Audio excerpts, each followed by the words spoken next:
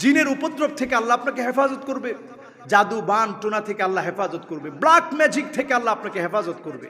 আল্লাহর কাছে আশা করবেন, তাহলে কোনো কবরের কাছে আপনার আশা করতে হবে না। আল্লাহর কাছে আশা করবেন, কোনো জ্যোতিষীর কাছে আশা করতে হবে না। আল্লাহর কাছে আশা করবেন, কোনো আংটি আপনার পরা লাগবে না, আংটি বাবার কাছে আপনার যাওয়া লাগবে না।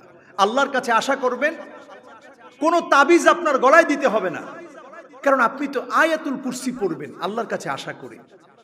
আয়াতুল কুরসি যখন আপনি পড়বেন, ফালা ইয়াজাল আলাইকা মিনাল্লাহি হাফিজ, গোটা রাতের জন্য আল্লাহ পাক আপনার জন্য জিম্মাদার রেডি করে দিবেন।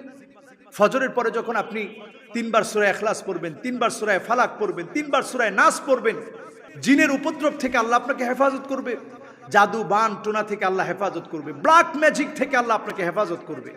আবার মাগরিবের পরে যখন আপনি সূরা ফালাক 3 বার, সূরা নাস 3 বার, সূরা ইখলাস 3 বার, সূরা ইখলাস 3 বার, সূরা ফালাক 3 বার, সূরা নাস 3 বার, 3 বার করে যখন আপনি পড়বেন, এটা আপনার জন্য এই মুআউযিদাতান, এই সূরা ইখলাস, সূরা ফালাক, সূরা নাস আপনার জন্য যথেষ্ট হবে।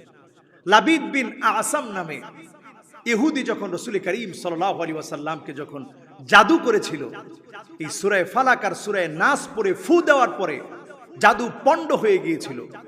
সুতরাং ইহুদিদের এখন যে ব্ল্যাক ম্যাজিক চলছে সারা পৃথিবীতে, ইলুমিনিটি যেটা নিয়ন্ত্রণ করছে ব্ল্যাক ম্যাজিককে, সারা ওয়ার্ল্ড ব্যাপী তারা ইলুমিনিটি ফ্রি মেশনকে ছড়িয়ে দিচ্ছে, মুসলমানদেরকে মিসগাইড করছে, জাদুর প্রভাব বিস্তার করছে, বিভিন্ন জাদুঘরদেরকে আমাদের চোখের সামনে ধোঁকা দেওয়ার জন্য পাঠাচ্ছে।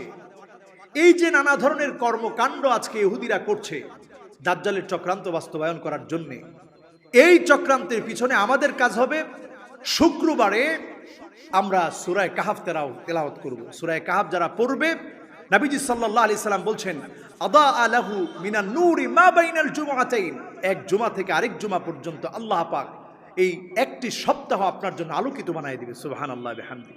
এরপর আপনি প্রতিদিন ফজরের পরে আমল করবেন, মাগরিবের পর আমল করবেন, ঘুমাতে যাওয়ার সময় সূরা ফালাক 3 বার, সূরা নাস 3 বার পড়ে ফু দিয়ে সামনের দিক থেকে একটু যতটুকু সম্ভব আপনি একটু মাসেহ করে দিবেন।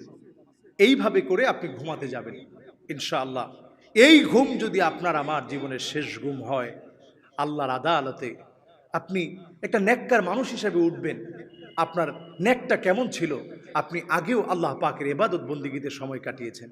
আল্লাহ আমাদের সকলকে নেকের সাথে হকের সাথে চলার তৌফিক আল্লাহ দান করুক। আল্লাহ আমাদের আমলগুলো কবুল করুক। আসসালামু আলাইকুম ওয়া রাহমাতুল্লাহি ওয়া বারাকাতুহু।